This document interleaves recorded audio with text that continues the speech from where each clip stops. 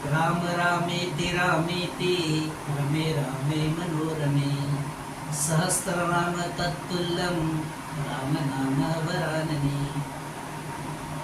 आप सभी का मैं अभिवादन करता हूँ और बहुत बहुत स्वागत करता हूँ। जय श्री राम। श्री राम के नाम से आज के इस गरिमामय चर्चा की हम शुरुआत करने जा रहे हैं।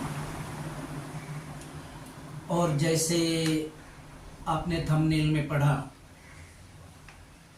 प्रधानमंत्री नरेंद्र मोदी के भविष्य से संबंधित एक बड़ी भविष्यवाणी हम आज करने जा रहे हैं। आज की तारीख है 5 जुलाई 2026। आज से लगभग 1 साल पकड़ लीजिए, आज से लगभग 1 साल पकड़ लीजिए, यानी कि जुलाई 2027। आज की तारीख है जुलाई 2026 से जुलाई 2027 तक नरेंद्र मोदी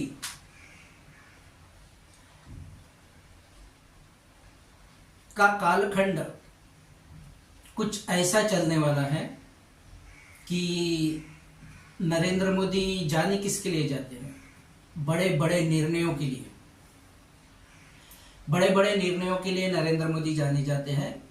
तो ये जो कालखंड मैंने बताया है, इसमें भी नरेंद्र मोदी विशेष तौर पे इस कालखंड में विशेष बड़े निर्णय लेने वाले हैं। विशेष बड़े निर्णय मैं रिपीट कर रहा हूं। जब मैंने उनका थोड़ा सा कमजोर कालखंड देखा था,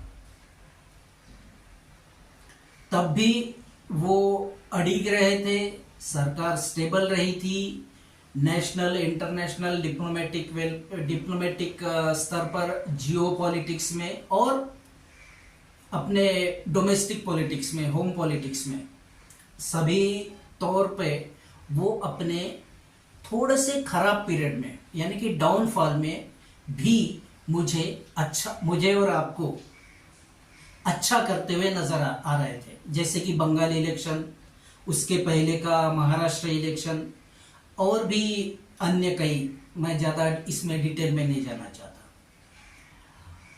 और कुछ बातें कही जाए, उनके डाउन पीरियड में भी वो कैसे अड़िग रहे, इस बात का सबसे बड़ा प्रमाण यह है कि अमेरिका के प्रेसिडेंट डोनाल्ड ट्रंप ने हमको, यानी नरेंद्र मोदी को, यानी कि हमारे भारत को करीब करीब 100 दफे कहा कि आप रशिया से तेल मत खरीदो।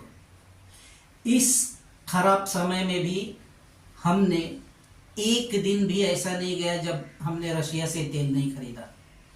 जियो पॉलिटिक्स में बहुत सारे उतार चढ़ाव है, उसमें भी नरेंद्र मोदी अड़िग रहे, स्थिर रहे। उनका प्रोग्रेस सीढ़ी दर सीढ़ी आगे ही बढ़ता गया, ऐसा हम देख रहे हैं। तो आज से 1 साल के बाद, आज से 1 साल तक जो उनको एक सकारात्मक कालखंड मिल रहा है, तो इसका सीधा सीधा अर्थ ये है कि वो बहुत बड़े निर्णय लेने वाले हैं। आप सोचोगे कम संख्या रहने की वजह से उनके 2 बिल पारित नहीं हो पाए, एक तो महिला विधेयक का, दूसरा परिसीमन का। तो ये 2 बिल तो वो पास करवा ही देंगे इसमें, लेकिन इससे भी बड़े निर्णय वो ले सकते हैं। ये मैं नहीं कभी बोलता, सकते हैं वाली बात मेरे डिक्शनरी में नहीं है, मेरे करियर के जर्नी के डिक्शनरी में ही नहीं है सकते।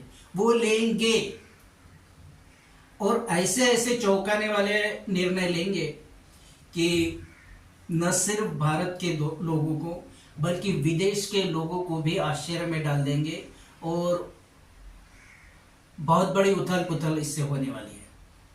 लेकिन मैं फिर से एक बार कहता हूँ, वो नरेंद्र मोदी है जो ठानते हैं वो करके रहते हैं। हो सकता है आप में से कुछ लोग नरेंद्र मोदी को ना चाहते हो, कोई बात नहीं। अगर लोग मुझे नरेंद्र मोदी का भक्त कहते हैं तो इससे मुझे ज़रा भी तकलीफ नहीं है। जिसके मन में जो है वो कह सकते हैं, लेकिन मैं अच्छे व्यक्ति की तारीफ करूँगा। आप लोगों को कौन व्यक्ति कैसा है ये देखने के लिए आंखें खोलनी पड़ती है, उसके बारे में पढ़ना पड़ता है, देखना पड़ता है, रिसर्च करनी पड़ती है। हम लोगों को आंखें बंद करनी पड़ती है, बस यही फर्क है।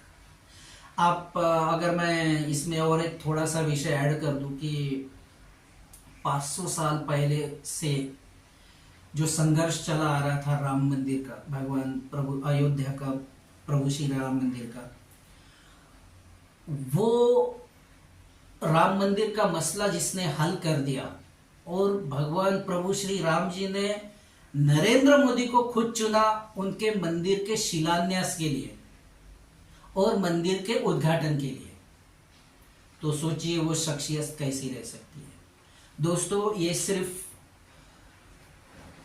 भाग्य की वजह से नहीं होता है, सिर्फ कर्म की वजह से भी नहीं होता है। तो होता किस वजह से है? ये होता है दैवीय शक्ति की वजह से।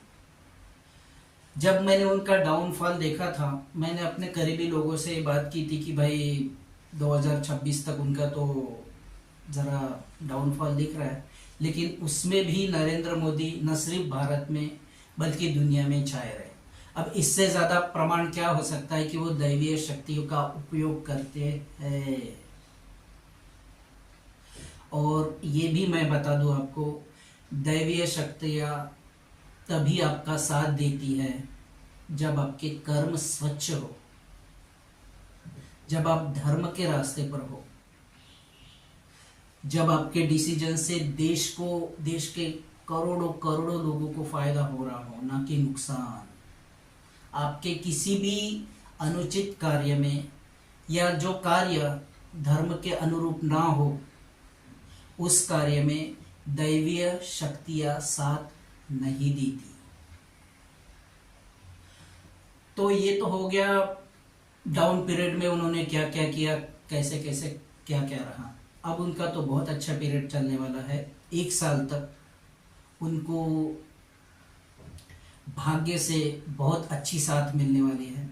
तो बड़े डिसीजन तो होंगे, और देश में जो लोग उनको पसंद नहीं करते हैं वो लोग गालियां देंगे।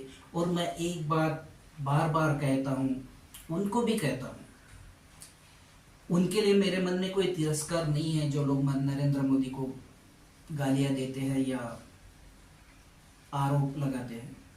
उनको मैं इतना ही कहना चाहूँगा कि जितने जो रेशियो में आप जब से नरेंद्र मोदी प्रधानमंत्री बने हुए हैं, तो जो रेशियो में आपने गालियां दी उनको, उसी रेशियो में वो नरेंद्र मोदी ही आगे बढ़ रहे हैं। फिर से एक बार कहता हूँ और अपनी भविष्यवाणी का पुनरुच्चार कर रहा हूँ, जुलाई 2026 से जुलाई 2027 इस पीरियड में नरेंद्र मोदी 1-2 रन नहीं निकालने वाले हैं, हर बॉल पर चौके छक्के ही लगने वाले हैं।